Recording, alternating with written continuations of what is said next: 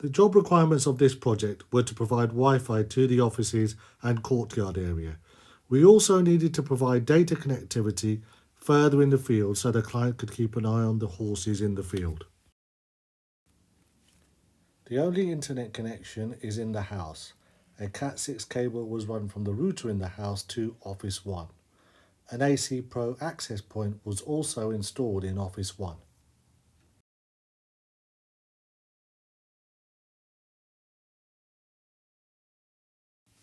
The barn area did not require Wi-Fi as the horses were not interested.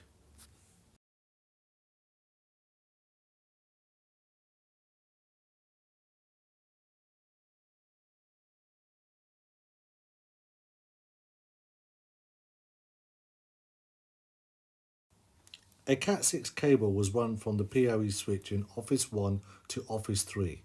This cable was placed in conduit and buried.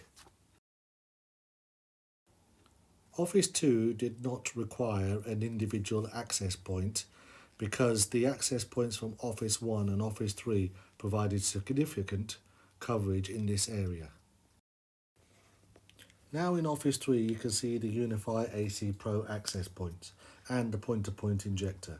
The good thing about the AC Pro access points is that they have two Ethernet ports. This allows us to daisy chain the data side to the point-to-point injector. Behind Office 3 is the master unified point-to-point system. A point-to-point system creates a wireless bridge between 2 points.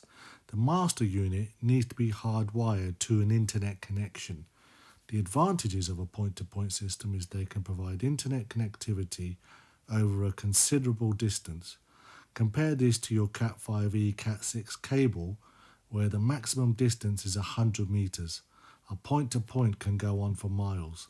The main disadvantages of a point-to-point system is they need clear line of sight. To the right-hand side is a guest cabin. The cabin required internet connectivity. An AC Pro access point was installed in the living room of this cabin. A Cat6 cable was run from the access point to the switch in the horse's shed, which is on the left.